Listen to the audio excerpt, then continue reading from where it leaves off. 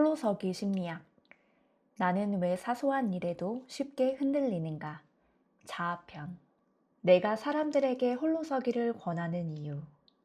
작년 가을 어느 날 친구와 저는 낙엽이 진 공원 벤치에 앉아 친구의 3살 난 아이가 뛰노는 모습을 지켜보고 있었습니다. 아이는 거칠 것 없이 자유로워 보였고 행복해 보였습니다. 한껏 세상을 탐험하는 아이의 모습을 지켜보던 저는 친구에게 물었습니다. 아이가 어떤 어른으로 자라길 바라느냐고요. 곰곰이 생각하던 친구가 대답했습니다. 성공하면 좋겠지. 사랑받으면 좋겠고. 하지만 그것보다 쉽게 흔들리거나 무너지지 않는 사람이 되면 좋겠어. 독립적인 어른이 된다면 엄마로서 내 일은 끝이라고 생각해. 독립. 우리가 흔히 이야기하는 어른의 조건입니다. 경제적으로, 심리적으로 홀로 설 수 있을 때 우리는 그를 온전한 성인으로 인정합니다. 또 그런 사람으로 자라기 위해 노력하고요. 독립을 어른으로 성장하기 위한 당연히 거쳐야 하는 필수 과제로 여기지요. 하지만 임상심리학자로서는 홀로서기가 말처럼 쉽지 않은 과제임을 자주 깨닫게 됩니다. 나이가 찼다고 해서 경제적으로 풍요롭다고 해서 심리적으로 독립적인 사람인 것은 아닙니다.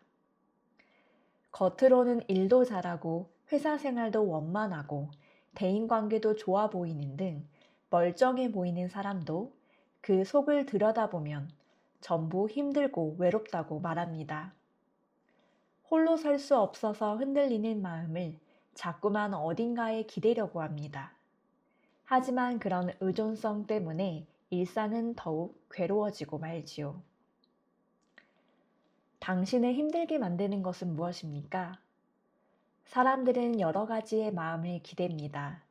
술과 게임, 도박, 때로는 마약에 기대어 삶을 구렁텅이로 몰아넣는 사람도 있지만 지극히 일부입니다. 그보다는 타인에 기대는 사람이 훨씬 많습니다. 누가 보더라도 지나치게 의존적인 사람들은 혼자 있는 것을 지독히 싫어하고 끊임없이 곁에 있을 만한 누군가를 찾습니다.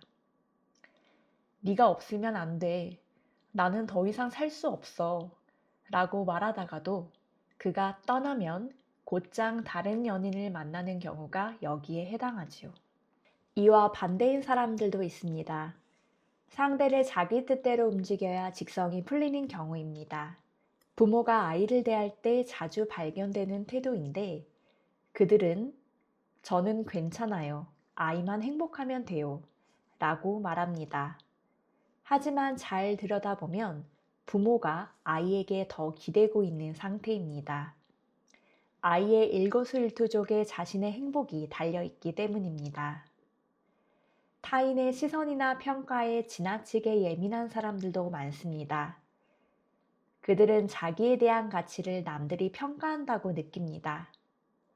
사람들이 칭찬해주면 하늘을 나는 듯 기쁘지만 누군가가 그보다 낮게 평가하면 절벽에서 추락하는 심정이 됩니다. 자기 가치가 남들에게 달려있기 때문에 자존감도 롤러코스터를 탄 것처럼 자꾸만 오르락 내리락 합니다. 그에 따라 기분과 행동도 오락가락 하지요. 누구보다 독립적인 사람처럼 보이는데 알고 보면 그렇지 않은 경우도 많습니다. 대표적으로 일을 너무 열심히 하는 사람들입니다. 겉으로는 흔들림 없는 뚝심으로 일을 밀어붙여서 뛰어난 성과를 내기 때문에 그들에게 나약한 의존성 따위는 없어 보입니다. 그러나 그들의 내면에는 너무 높은 자아상이 자리 잡고 있습니다. 그들은 끊임없이 자기에게 속삭입니다. 나는 잘 되어야만 해. 실패하면 나는 무가치해질 거야. 이것밖에 못하다니 실망이야.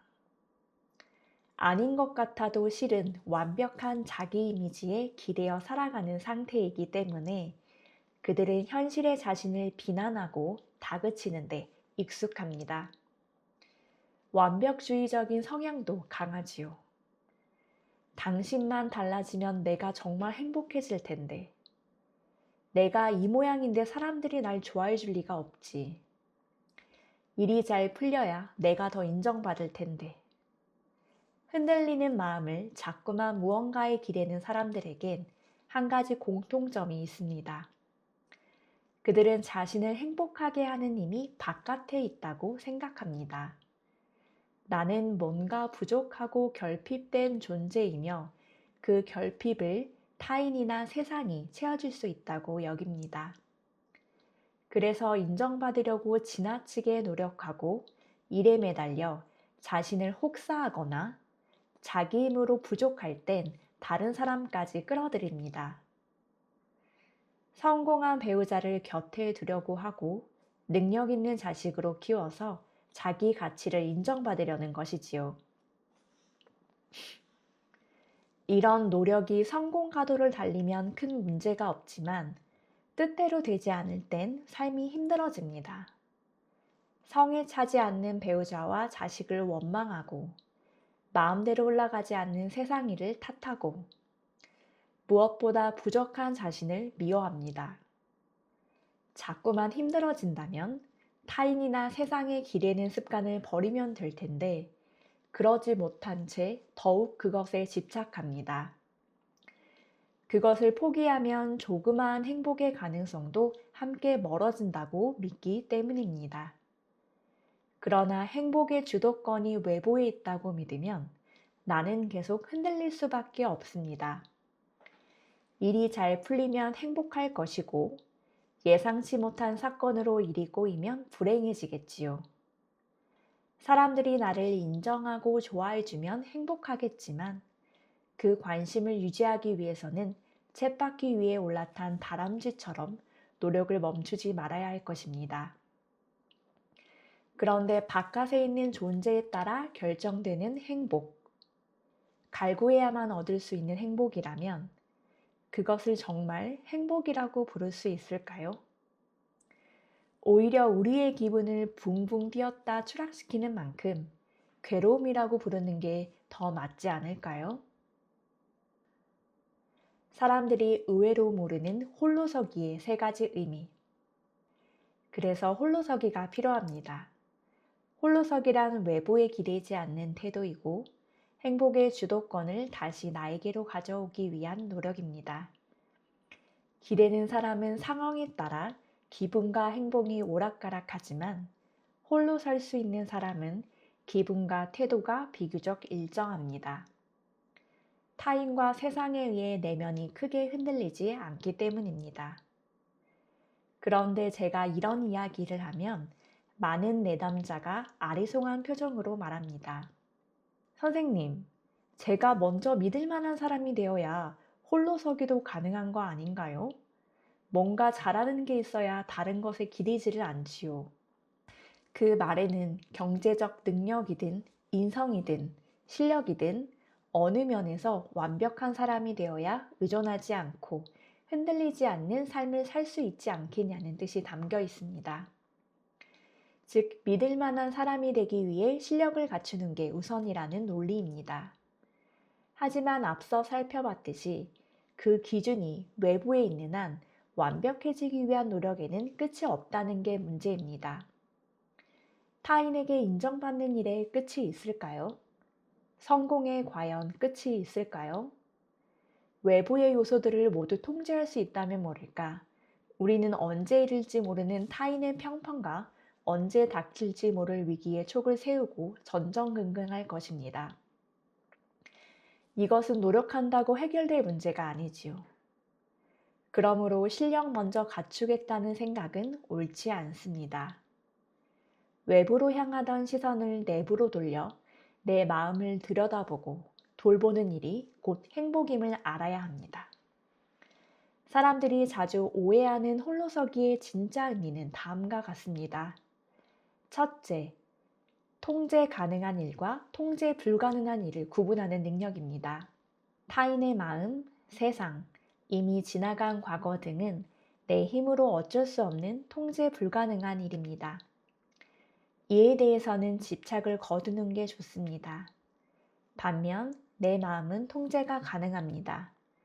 따라서 유한한 시간과 에너지를 통제 가능한 내 마음에 두는 것이 바로 홀로서기입니다. 둘째, 내 마음을 잘 알고 다루는 능력을 갖추는 것이 홀로서기입니다. 우리는 모두 저마다의 안경을 쓰고 세상을 바라봅니다. 인정받고 사랑받고 성공하면 행복해질 것이다 라는 신념도 내가 쓴 안경을 통해 바라본 세상에 관한 이야기일 뿐입니다. 그런데 자기가 안경을 쓴 줄 모른 채 그것을 진실이라고 착각하는 순간 온갖 괴로움에 휩싸이고 맙니다. 내 안경이 지금은 시야가 잘 안 맞는군 하고 넘어가야 할 문제를 애먼 사람 탓, 세상 탓으로 돌리니까요. 홀로서기는 자기가 어떤 안경을 쓰고 있는지 관찰하려는 태도이자 노력입니다. 그렇다고 다른 안경으로 바꾸거나 아예 벗을 수는 없습니다. 다만 자기가 어떤 안경을 썼는지 알기만 해도 안경을 통해 들어온 세상의 모습에 크게 흔들리지 않게 됩니다. 아, 오늘은 세상이 좀 흐리게 보이네. 오늘은 맑아 보이는구나 하면서 나와 세상의 모습을 보이는 그대로 인정하고 수용할 수 있게 됩니다. 내 마음을 잘 다룬다는 것이 바로 이것입니다. 세상을 바라보는 내 안경을 잘 관찰하면서 세상 일에 일일이 반응하지 않게 됩니다. 셋째, 내 마음을 잘 다룰 수 있게 되면 인생에 대한 통제력이 생기고 삶에 대한 자신감이 높아집니다. 보통의 우리는 안경을 썼다는 사실을 잊은 채 보이는 대로, 들리는 대로 반응하고 행동합니다. 누군가가 듣기 싫은 잔소리를 하면 짜증을 내고 언성을 높입니다. 자기가 쓴 안경 때문에 그 사람 이야기가 잔소리로 들린다는 생각은 할 겨를도 없습니다. 자극에 대해 즉각적으로 반응할 뿐이지요. 그런데 내 눈에 씌는 안경이 있다는 사실만 알아도 그 안경을 통해 들어온 자극이 내 마음에 일으킨 감정과 생각을 관찰할 수만 있어도 자동적인 반응을 멈추고 어떻게 행동할지를 선택할 수 있게 됩니다. 욱하는 마음에 화를 내고 후회하는 게 아니라 못 들은 척 할지 아니면 기분 나쁘지 않게 충고를 건넬지 결정할 수 있게 되지요. 선택지가 많아질수록 삶을 스스로 통제하고 조절할 수 있는 여지도 넓어집니다. 그것은 곧 자신감으로 이어지고요. 홀로 설 때 비로소 삶 전체가 달라지는 까닭. 통제 가능한 것과 불가능한 것을 구분하고 내 마음을 잘 관찰하고 다루는 능력을 길러서 삶에 대한 주도권을 쥐는 것. 그것이 바로 홀로서기의 핵심입니다. 그래서 홀로 설 수 있는 사람들은 주변의 상황에 크게 휘둘리지 않습니다. 어떤 상황이 들이닥쳐도 스스로 원만하게 통제할 수 있다는 자신감이 있기 때문입니다. 그들은 스스로에 대해 객관적인 시선을 유지합니다. 자기가 어떤 안경을 쓰고 있는지 잘 알고 있고 다른 사람들도 저마다의 안경을 쓴 채 세상을 바라본다는 사실을 이해하고 있기 때문에 각자가 내리는 해석에 그리 집착하지 않습니다. 그들은 타인이 내리는 평가에 민감하게 반응하지 않고 자기 비난에도 쉽게 빠지지 않습니다. 또 자기 허물이나 못난 모습도 있는 그대로 인정하고 수용합니다. 따라서 기분과 행동에 기복이 없습니다. 일정한 수준을 벗어나지 않고 상식적으로 행동하지요. 그 결과 인간관계도 자연스럽게 좋아집니다. 다른 사람이 하는 말과 행동에 일일이 의미를 부여하지 않습니다. 갑작스럽게 화를 내거나 모나게 구는 일이 줄어듭니다. 또 자신의 부족한 면을 인정하기 때문에 그 부분에 대해 기꺼이 타인에게 도움을 구합니다. 단점이나 부족함을 감추려고 지나치게 애쓰지 않으니 다른 사람이 그를 대하는 데 있어 부담감이 없습니다. 자연스럽고 편안한 관계 맺기가 가능해집니다. 결과적으로 삶 전체가 부드러워집니다. 타인과 세상의 변화에 크게 구애받지 않기에 걸려 넘어질 일이 줄어듭니다. 사실 사람들은 자기를 믿지 못하기 때문에 자꾸만 다른 것에 의존하려고 하고 그 때문에 상처 입기를 반복합니다. 반대로 자기를 잘 알고 자기가 내리는 판단과 행동에 믿음이 생기면 외부에 의존할 일이 줄어듭니다. 그럴수록 나에게 너그러워지고 타인에게 관대해지며 인생은 부드러워지지요. 삶을 변화시키는 마법이 바로 홀로서기에 있습니다. 그 무엇에든 기대고 싶은 당신에게 지금 필요한 것. 오락가락하는 감정, 상처 주는 타인, 나를 깎아내리는 나쁜 버릇 때문에 마음이 다치고 힘이 든다면 지금 무엇에 마음을 기대고 있는지 살펴보길 바랍니다. 기대고 싶지 않은데도 자꾸만 기대게 된다면 그에 집착하는 마음까지도 있는 그대로 주의해서 바라보세요. 나를 힘들게 하는 문제가 해소될 때 행복에 이를 것 같지만 반대로 생각해야 합니다. 시선을 내부로 돌려 내 마음을 관찰하고 돌아보는 순간 나를 힘들게 하는 문제들이 도미노처럼 해결됩니다. 자꾸만 기대고 싶은 당신에게 제가 홀로 서기를 권하는 이유입니다. 내 마음을 돌보는 2가지 구체적인 방법. 마음을 돌봐야 한다는 말이 조금 추상적으로 들리나요? 자꾸 비슷한 문제를 겪는다면 내 마음이 잘못됐다는 이야기이니 마음을 고쳐야 하지 않겠느냐고요. 그런데 마음은 희한해서 고치려고 애를 쓸수록 엇나가는 경향이 있습니다. 나는 있는 그대로 완전해, 부족하지 않아 라고 생각할수록 나는 왜 이렇게 부족하지? 라는 생각이 강화되는 것처럼 말이에요. 마음을 돌보는 방법은 크게 2가지입니다. 첫째는 어떤 감정이 들어도 그것을 억압하지 않고 인정하는 것입니다. 감정과 생각 모두 떠오르는 대로 억누르지 않고 바라보면 신기하게도 어느 순간 힘이 약해져서 먼 곳으로 사라집니다.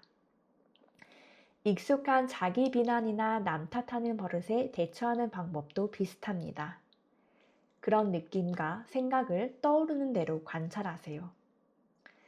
그러다 보면 예전처럼 화를 내거나 상처를 입는 등 즉각적으로 반응하는 대신에 자연스럽게 자극을 조절하고 행동을 통제할 수 있게 됩니다. 왜 나를 믿지 못하고 타인의 사소한 말에 흔들리는 걸까? 제 상담실에는 20대, 30대 젊은이들이 자주 찾아옵니다. 그들과 마주하면 흔한 말로 세대 차이를 실감하게 되는데 우선 그들은 자기가 무엇을 좋아하고 어떻게 살기를 바라며 어떤 점이 부족한지를 누구보다 잘 압니다.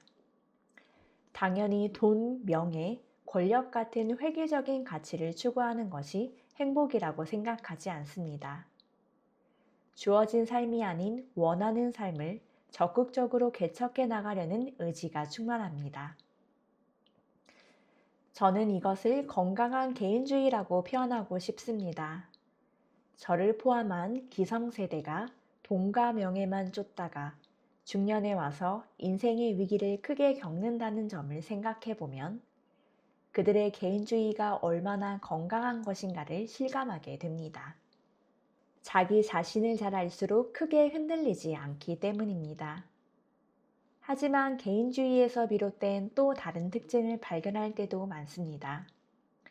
우선 타인에게 기대는 것을 별로 좋아하지 않습니다. 누군가가 충고를 건네면 당신 생각일 뿐이라고 뚜렷하게 경계를 짓습니다. 나는 내가 제일 잘 안다고 믿기 때문이고 누군가의 충고를 받아들이는 것을 무능력하다고 생각하기 때문입니다. 그래서일까요? 제가 의견을 건네면 날카로운 태도로 삑 하는 경고장을 날리는 이들도 있습니다. 함부로 자기 영역에 침범하지 말라는 신호입니다. 그럴 때 저는 더욱 조심해서 접근하지만 속으로는 이런 판단을 합니다. 겉으로 개인주의를 표방하는 그이지만 속으로는 타인의 사소한 말과 행동에 지나치게 신경을 쓰고 있다고요. 그는 마치 자기 영역을 지키는 보초병처럼 날카로운 경계태세를 갖추는데 이것이 역설적인 결과를 낳습니다. 타인의 반응에 예민하게 주의를 기울이는 나머지 오히려 그에 휘둘리게 되는 것이지요. 이보다 더 안타까운 점은 따로 있습니다. 그들은 자주 저에게 토로합니다. 외롭다고요. 어떤 청춘은 이렇게 말합니다. 선생님, 사람들과 가깝게 지내기가 너무 힘들어요. 예전에는 메신저 대화가 끊기면 먼저 연락도 하고 무슨 일인지 궁금해하기도 했어요. 하지만 요즘에는 그런 걸 물으면 오버하는 것 같아서 그냥 말아버려요. 사람들과 친하게 지내고 싶어도 어디까지 나를 오픈해야 하는지, 내가 너무 바짝 다가가는 건 아닌지 자꾸 살피게 돼요. 사람이라면 당연히 관계를 맺고자 하는 강력한 욕구를 느끼기 마련입니다. 어딘가에 소속되고 싶고 안정감을 얻고 싶어 합니다. 하지만 개인주의적인 분위기가 팽배하다 보니 서로 가까워지는 길을 찾지 못한 채 방황하는 사람들이 늘고 있습니다. 나에 의한, 나를 위한 세계를 구축하는데 에너지를 모두 쏟은 나머지 어떻게 서로 연결되어야 하는지 모르는 채 각자 섬처럼 외롭게 둥둥 떠다니고 있는 모습입니다. 우리의 마음에는 상반되는 두 가지 욕구가 살고 있다. 온전한 나로 존재하고 싶으면서도 동시에 타인과의 관계에서 의미를 찾고자 하는 것. 심리학에서는 이것을 독립과 의존의 문제로 바라봅니다. 그런데 개인주의가 득세하는 현실에서 사람들은 독립은 좋은 것으로, 의존은 나쁜 것으로 치부하는 경향이 있습니다. 그런데 여기서 한 가지 짚고 넘어가고 싶습니다. 의존이 정말 나쁘기만 할까요? 이 세상 그 누구도 다른 사람들의 손길을 떠나서 홀로 완벽하게 독립적인 상태로 살아갈 수는 없습니다. 아기를 생각해 보세요. 무력 그 자체인 아기는 양육자의 헌신적인 돌봄을 통해서만 생존할 수 있습니다. 그리고 그것은 다 자란 어른이 되어도 달라지지 않습니다. 개인은 언제나 부족한 면이 많고 따라서 다른 사람들로부터 도움을 얻어 살아갈 수밖에 없습니다. 즉, 타인과 긴밀하게 관계를 맺고 그로부터 영향을 받으며 타인에게 잘 보이려고 노력하고 인정받으려 애쓰는 것은 인간의 생존 조건으로부터 유래하는 본능적인 욕구입니다. 한마디로 지나쳐서 문제일 뿐, 의존 자체는 매우 자연스러운 상태라는 뜻입니다. 또 자유가 무조건 좋기만 할까요? 때때로 과중한 업무와 관계에 시달릴 때 사람들은 아무도 없는 곳으로 여행을 떠납니다. 자기 자신을 되찾고 회복하고 싶은 욕구에서지요. 그러나 혼자 있는 시간이 길어지면 슬슬 궁금해집니다. 나 없이도 가족들은 잘 지내는지, 회사는 잘 돌아가는지, 세상에는 별일이 없는지 말이에요. 자기 자신이 되고 싶은 욕구 못지않게 세상에 쓸모있는 존재가 되고 싶고 다른 사람들과 연결되고 싶은 욕구도 크기 때문입니다. 그래서 열심히 공부하고 일하고 친절을 베풀고 좋은 사람이 되려고 노력합니다. 어쩌면 인정받고 싶은 마음이 있기 때문에 사람은 개인적으로나 사회적으로나 성장하는지도 모릅니다. 이처럼 우리 마음에는 상반되는 두 가지 욕구가 살고 있습니다. 한쪽 끝에는 자유롭고 싶은 마음, 온전히 나 자신으로 존재하고 싶은 마음이 있습니다. 덕분에 우리는 함부로 개인적인 영역에 침범해 들어오는 사람으로부터 한계를 설정할 수 있습니다. 나 자신을 지키는 것이지요. 반대편에는 인정받고 싶은 마음, 관계를 통해 의미를 찾고자 하는 마음이 있습니다. 나를 지지하고 삶을 공유하는 소중한 사람들은 우리가 느끼는 행복의 핵심입니다. 따라서 그들을 위해 때때로 우리는 자신의 욕구를 포기하기도 하고 요구사항에 순종하기도 하며 부족한 부분을 있는 그대로 드러내기도 합니다. 그렇게 해서 얻는 타인의 인정과 따뜻한 관심은 삶의 동력이 됩니다. 극단에 위치한 두 가지 욕구는 일종의 스펙트럼처럼 작용합니다. 이들 사이에서 어떻게 균형을 잡느냐에 따라 성격 발달에 중요한 양상이 나타나지요. 그리고 이 균형은 정체성에 따라 다르게 나타나고 시간이 지남에 따라 변화합니다. 문제가 되는 경우는 한 극단으로 치우칠 경우 상황에 따라 유연하게 반응하지 못하는 경우입니다. 자유롭고 싶은 마음, 인정받고 싶은 마음. 그렇다면 극단으로 치우칠 때 어떤 심리적인 문제가 발생할까요? 저는 자유롭고 싶은 마음을 중심으로 느끼고 행동하는 사람을 성에 사는 주인으로, 인정받고 싶은 마음을 중심으로 느끼고 행동하는 사람을 마을에 사는 주민으로 비유해 설명합니다. 성 주민은 개인주의적인 경향에 지나친 나머지 타인과 원만한 관계를 맺지 못하는 사람입니다. 반대로 마을 주민은 타인에게 너무 의존한 나머지 너무 쉽게 흔들리는 사람입니다. 성 주민이 살아가는 법. 성 주민은 언덕 높은 곳에 견고하게 세워진 성벽 안쪽에 삽니다. 외부인이 쉽게 접근하기 어려운 곳이지요. 성벽의 존재 목적은 자기 보호입니다.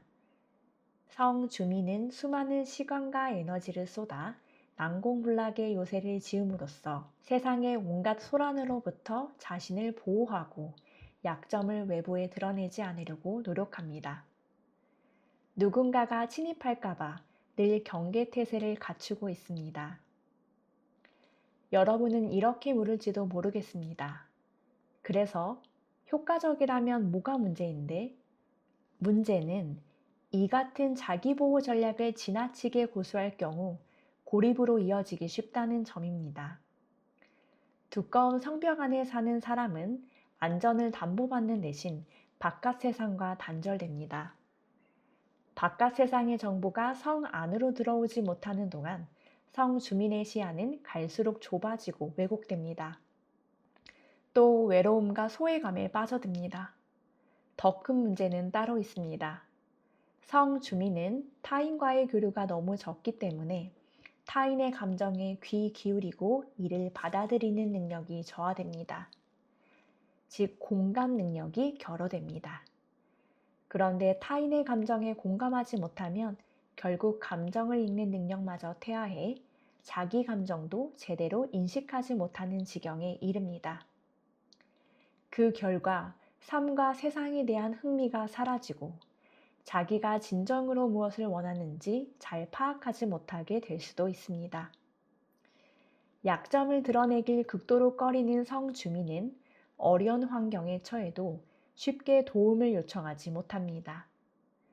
반대로 누군가가 도움을 요청하거나 관심을 보여도 그것을 이해하지 못하고 쉽게 무시합니다.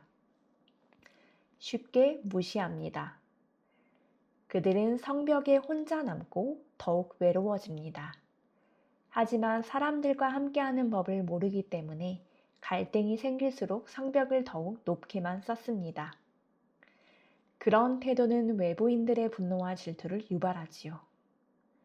결국 성 주민은 외부인들의 공격과 비난을 받게 되고 타격을 받기 시작한 성벽은 순식간에 무너지고 맙니다. 개인주의자 니나가 결국 실패할 수밖에 없었던 이유. 니나는 대표적인 성 주민입니다. SNS 게시물 속에서 그녀는 능력 있는 직장인의 모습이거나 남자친구와 멋진 레스토랑에서 저녁 식사를 하며 활짝 웃고 있는 모습이었습니다. 남부럽지 않는 삶을 사는 듯 보였지요.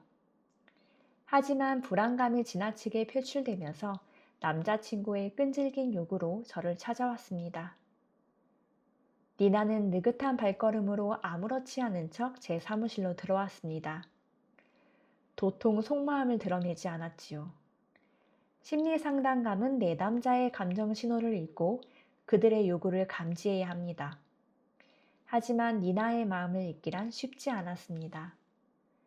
치료를 진행하면서 저는 이것이 그녀의 문제점임을 알게 되었습니다.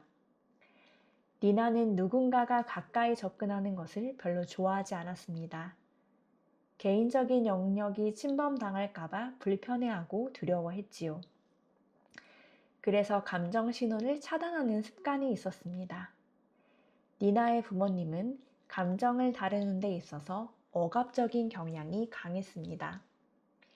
니나가 감정을 표현하면 어떻게 해야 할지 몰라 했고, 감정을 참고 드러내지 않았을 때 칭찬해 주었지요.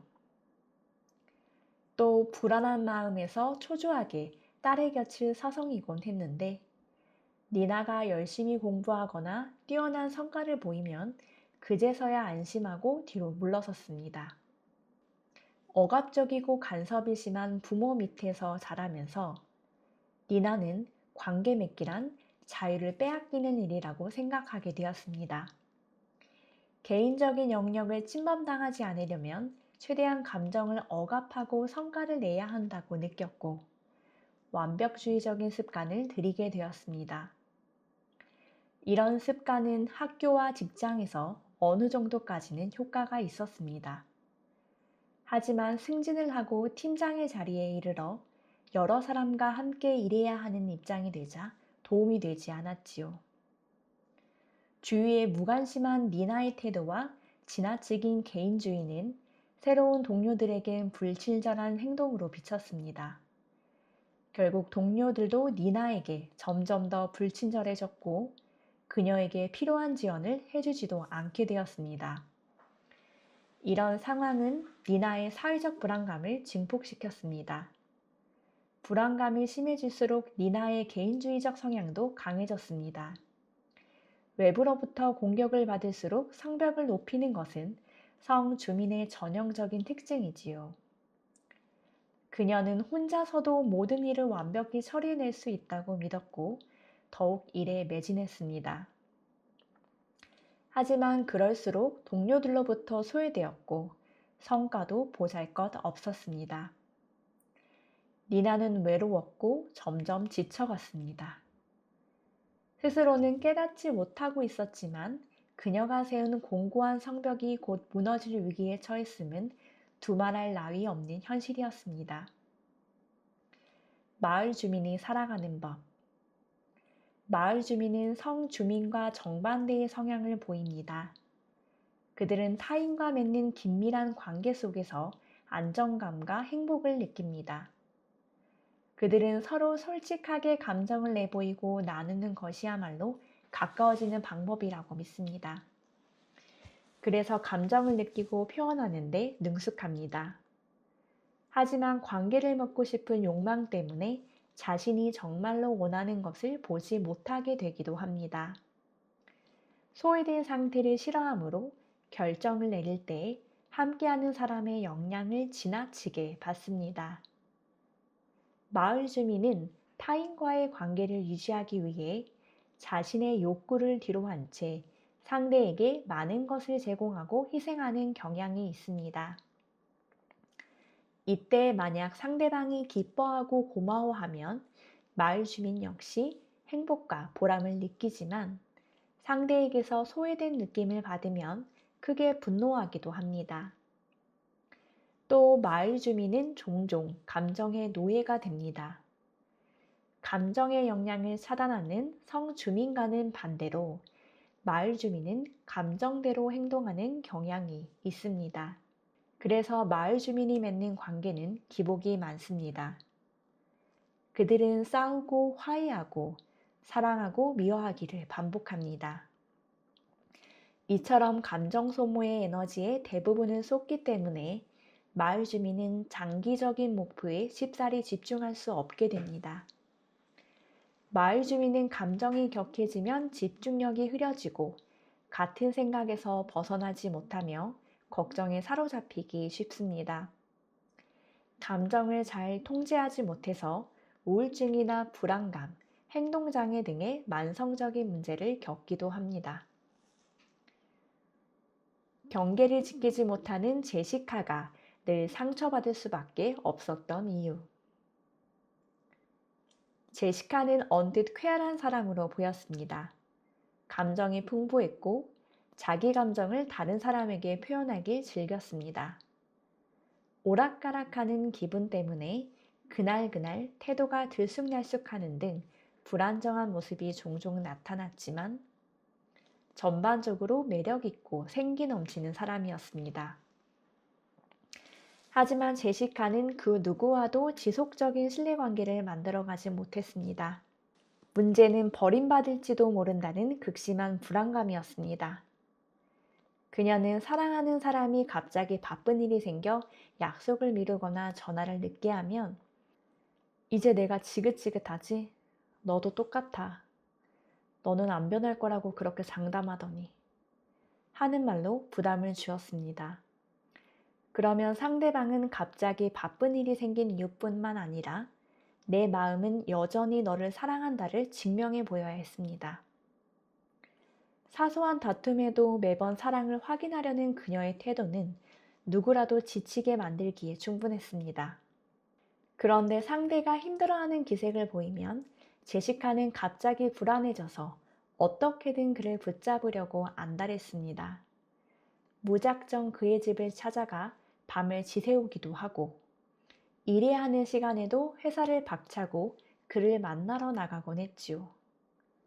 이 정도로 감정과 행동이 통제 불가능한 지경에 이르면 그녀 스스로도 자괴감에 빠졌습니다. 나는 왜 나 혼자서는 튼튼한 사람이 되지 못하고 다른 사람에게 매달려 인생을 낭비하는 걸까? 이런 양상은 친구를 비롯한 대인관계에서도 유사하게 나타났습니다. 제시카는 친구들에게도 괜찮은 사람처럼 보이고 싶어 했고 자기를 꾸미는 데 열중했습니다. 그리고 친구의 요구에 지나치게 순응적인 태도를 보였습니다. 그러다 보니 친구들은 알게 모르게 그녀를 무시하게 되었습니다. 뭔가 자연스럽지 못하고 억지스러운 태도가 상대를 불편하게 만들었던 것이지요. 자기 자신에 대한 긍정적인 확신이 부족했던 제시카는 타인의 평판에 지나치게 민감해졌습니다. 다른 사람이 그녀를 추워 올려주면 정말로 자기가 괜찮은 사람처럼 느껴졌고 반대로 무관심한 반응과 마주하면 자기를 한없이 초라한 사람으로 여겼습니다. 그러다 보니 타인의 사소한 말도 쉽게 지나치지 못하고 저 말을 무슨 뜻으로 한 거지? 하며 과도하게 의미를 부여했습니다. 당연히 인간관계에 너무 많은 에너지를 소모했고 합리적으로 자기 주장을 못 펴니 관계 맺기는 늘 피곤하고 어렵고 힘든 일이 되었지요. 그녀는 말했습니다. 저는 꼭 껍데기만 있는 사람 같아요. 제 속은 텅 비어 있어요. 그러니까 매번 다른 사람이 하는 말에 갈대처럼 흔들려요.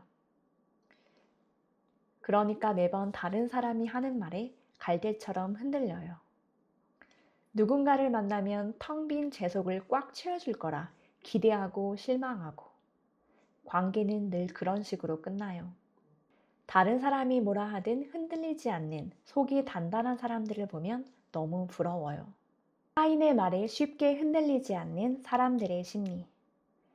니나와 제시카의 이야기는 제 상담실에서 수없이 보아온 사례들을 총망라해 유형화한 것이나 다름없습니다. 현실을 살아가는 사람들은 성 주민과 마을 주민으로 완전히 나누어 구분하기는 어렵습니다. 우리들은 모두 때에 따라 성 주민에 가깝기도 하고 마을 주민에 가깝기도 합니다. 예를 들어 회사에서는 개인주의적인 성 주민에 가깝다가도 집으로 돌아오면 마을 주민의 특징을 더 많이 보입니다. 또 20대에는 성 주민에 가깝지만 나이가 들수록 마을 주민처럼 변하기도 합니다. 이처럼 정체성에 따라 시간이 지남에 따라 성 주민과 마을 주민의 특징이 중첩되어 나타나고 둘 사이의 균형점이 달라지는 것이 현실을 살아가는 우리들의 모습입니다. 제시카와 비슷한 심리 문제로 힘들어하는 사람들은 타인의 말과 행동에도 흔들리지 않는 사람들이 성 주민들일 거라고 추측합니다. 하지만 정말로 휘둘리지 않는 사람은 성벽을 두껍고 높게 올리는 성 주민이 아닙니다. 우리는 이미 성 주민이 어떻게 무너지는지 살펴보았지요. 오히려 성 문을 활짝 열고 자신의 약점도 드러낼 줄 아는 사람이야말로 타인의 평가에 쉽게 흔들리지 않습니다. 그들은 약점도 정체성의 일부로 인정합니다. 우리가 가진 정체성과 욕구는 다양합니다. 어느 때엔 자유로운 내가 되고 싶다가도 쓸모있는 사람으로 인정받고 싶은 것이 사람의 마음입니다. 그러다 보니 다른 사람이 나를 어떻게 생각하는지에 집착하기도 하고 뜻하지 않게 아부를 떨기도 하지요. 하지만 그게 나의 전부는 아닙니다. 타인의 반응에 촉을 세우는 나의 이면에는 누가 뭐라 하든 내 뜻대로 살겠다고 다짐하는 나가 존재합니다. 다양한 나가 있기 때문에 그중 하나가 못나고 부족하고 마음에 안 들어도 전체로서의 나는 괜찮을 수 있습니다. 내 일부를 나 전체로 매도하지 않는 태도가 중요합니다. 그래야 타인의 지나가는 평가에 크게 상처받지 않습니다. 타인의 평가는 아무리 타당하고 뼈 아픈 지적일지라도 내 일부에 대한 것일 뿐 전체에 대한 평가는 아닙니다. 회사원으로서의 나는 조금 능력이 부족할 수 있습니다. 그 부분에 대해 따끔한 말이 나올 수 있지요. 하지만 그 때문에 시리에 빠지고 낙담하고 우울로 자신을 몰고 갈 필요는 없습니다. 회사원이 아닐 때의 또 다른 나는 충분히 능력 있고 매력적인 사람이니까요. 우리는 모두 적당히 부족하고 적당히 괜찮은 사람이다. 내가 나에 대한 테두리를 넓게 쳐줄 필요가 있습니다. 우리는 모두 어떤 면에선 출중하고 어떤 면에선 부족합니다. 어떨 땐 타인과 살갑게 지내고 싶어 안달하다가도 갑자기 거리를 두고 싶어집니다. 가끔은 자존감이 하늘을 찌르다가 갑자기 땅밑으로 푹 꺼집니다. 이렇게 모순덩어리인 나 자신을 자연스러운 모습으로 인정하면 타인의 말과 행동도 그럴 수 있지 뭐 하고 받아들이게 됩니다. 그런 면이 있는 게 사실이니까요. 불필요하게 의미를 부여하지 않고 있는 그대로 담백하게 이해하게 됩니다. 그들은 도움을 요청할 때도 스스럼이 없습니다. 자기에게 있는 부족한 점을 객관적으로 인지하고 있기 때문에 그 부분에 관해 정확히 도움을 요청합니다. 그것이 자신의 취약함을 드러내는 일이라며 두려워하거나 통제력을 상실할까봐 걱정하지도 않습니다. 부족한 부분이 있는 만큼 뛰어난 부분도 있다고 생각하기 때문입니다. 이것이야말로 성주민과의 가장 큰 차이점입니다. 나를 있는 그대로 드러낼 수 있을 때만 우리는 의미 있는 관계를 맺을 수 있습니다. 얕은 관계에서는 멋있는 모습, 괜찮은 모습만 보여줄 수도 있겠지요. 하지만 우리가 진정으로 원하는 관계는 서로의 약점에도 불구하고 그것을 받아들여주고 좋아해주는 사이일 것입니다. 그러기 위해서 나를 감추기보다 드러내 보여주는 용기가 필요합니다. 있는 그대로의 내 모습을 내가 먼저 받아들이고 애써야 합니다. 어떻게 타인과 관계를 맺어야 할지 모르겠다는 개인주의자들에게 하고 싶은 말도 이것입니다. 나를 지키겠다는 미명하에 자꾸만 성벽을 높게 쌓지 마세요. 누군가 침범해 들어올까봐 너무 두려워하지 마세요. 성문을 열어도 성체는 결코 무너지지 않습니다. 타인에게 제대로 의존할 때 우리는 훨씬 강해지고 부드러워집니다. 그러니 지금 당신에게 필요한 건 닫힌 성문을 여는 그 사소하고도 단순한 용기뿐입니다. 의존성을 다루는 법. 타인에게 의존하지 않는 인간은 없습니다. 의존을 나쁘게만 보지 마세요. 어른의 홀로서기란 의존을 자연스럽게 받아들이는 태도에서 시작되며 독립과 의존 욕구 사이에서 서핑하듯 균형을 잃지 않으려는 노력입니다. 만약 당신이 어느 부분에서 니나처럼 성벽을 높게 쌓고 있다면 건강하게 의존하는 법을 배울 필요가 있습니다. 건강한 의존이란 부족한 부분을 객관적으로 파악하고 그 부분에 관해 힘 있는 사람에게 정확히 도움을 요청하는 것입니다. 술, 약물, 무분별한 관계 등에 의존하는 것과는 완전히 다르지요. 정확하고 객관적인 의존은 나와 타인 모두를 건강하게 만듭니다. 만약 당신이 어느 부분에서 제시카처럼 지나치게 타인 의존적이라면 우선 그런 의존 욕구 자체를 인정해 보세요. 그리고 그럴 수도 있지 뭐 하고 넘기는 연습을 해보세요. 타인의 반응에 대한 민감성을 낮추어 유리 멘탈에서 벗어나는 것입니다. 동시에 당신이 가진 여러 정체성을 떠올리며 각각의 장점을 찾아보세요. 전체로서의 나가 괜찮으면 웬만한 일엔 크게 흔들리지 않습니다. 상처받는 것도 습관이다. 심리적인 문제의 원인을 과거에서만 찾을 때 벌어지는 일. 제시카는 상담 내내 부모님 이야기를 자주 꺼냈습니다. 저희 부모님은 스스로를 예술가 기질이 다분한 사람들이라고 평가할 거예요. 하지만 제 입장에서 보면 변덕스러운 분들일 뿐이에요. 부모님은 제 친구 관계나 시험 같은 이야기를 따분하다고 여겼어요. 부모님의 관심을 끌려면 평범한 이야기도 뭔가 그럴듯하게 포장해야 했어요. 뭐든 요구할 때도 강하게 해야 들어주셨죠. 그러다 보니 제가 너무 감정적인 사람으로 자란 것 같아요. 제시카의 부모님이 아이의 마음을 먼저 헤아려주고 안정적인 돌봄을 제공하는 훌륭한 양육자가 아니었던 것은 분명합니다. 하지만 그렇다고 해서 그녀의 부모님이 학대 같은 명명백백한 잘못을 저질렀다고 보기는 어렵습니다. 어떤 면에서 보면 그들은 나름대로 최선을 다해 아이를 키웠다고 할 수도 있습니다. 다만 아이의 상황을 객관적으로 살피고 도움을 주기엔 자기 인생이 더 크게 느껴졌고 자기 문제가 더 버거웠을 수 있지요. 그것은 잘못은 아닙니다. 서툴고 미성숙했다는 표현이 더 적절하겠지요. 그런 부모 밑에서 자란 것이 불운일 수도 있지만 어찌 보면 세상에는 이보다 더한 불운도 많습니다. 그러니 책임의 화살을 전적으로 부모에게만 돌리는 것은 옳지도 생산적이지도 않은 방식입니다. 심리적인 문제의 원인을 과거에서만 찾을 경우에 사람들은 은근히 자신을 무고한 피해자로 포장합니다. 자신은 어리고 약했기 때문에 부모의 영향을 고스란히 받을 수밖에 없는 처지였다고. 그러니 이 문제를 책임져야 할 당사자는 부모라고 외치면서요. 그렇게 해서라도 해결책이 보이지 않는 힘겨운 마음의 문제로부터 달아나고 싶은 것이겠지요. 그런 마음이야 10분 공감할 수 있습니다.